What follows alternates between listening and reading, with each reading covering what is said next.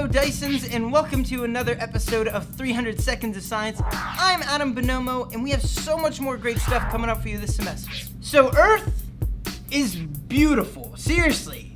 Trees, magnificent. They are these giant structures that make oxygen for us to breathe. Plus, we have clouds, animals, rainbows, snow. Anyway, you get it. It's easy for us to just look up at the sky and feel all of our problems melt away.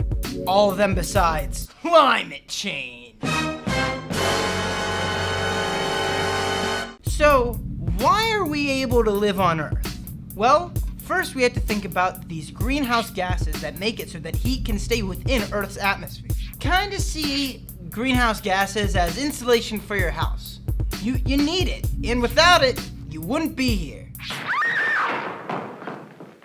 So, what happens when they start keeping in too much heat?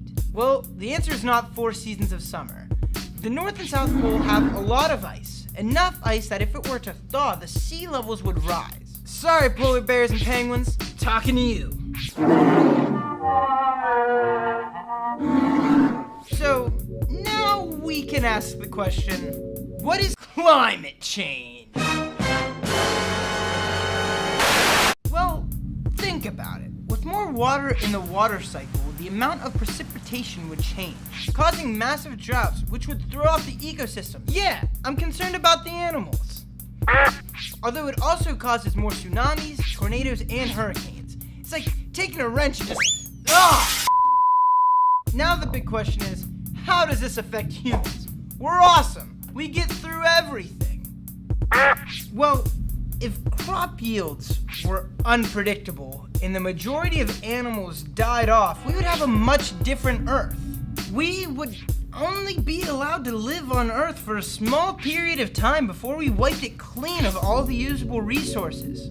So the majority of habitats would be changed, and the animals within those habitats would probably either have to migrate or go extinct. So, if you guys watched Lion King, which I'm sure the majority of you guys did, you know a little something about the circle of life. It's the circle of life.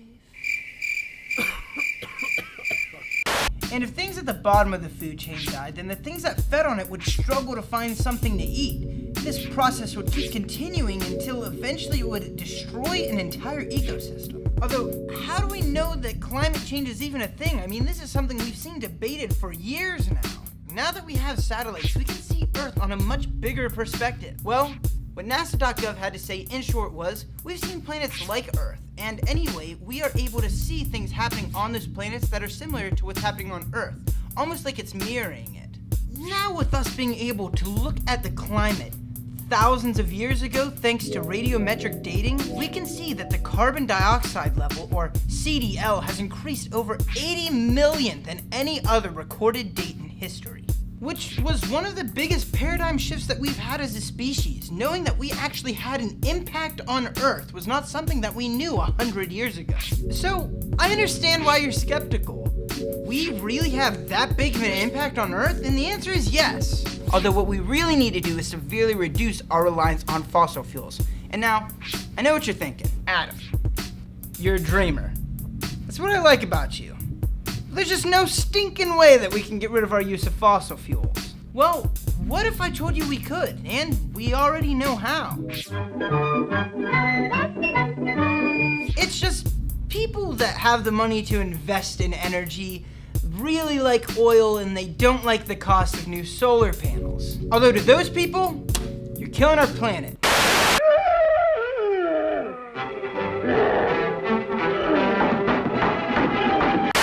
The rate at which we're moving at now is dangerous, and it's our moral obligation to take care of Earth.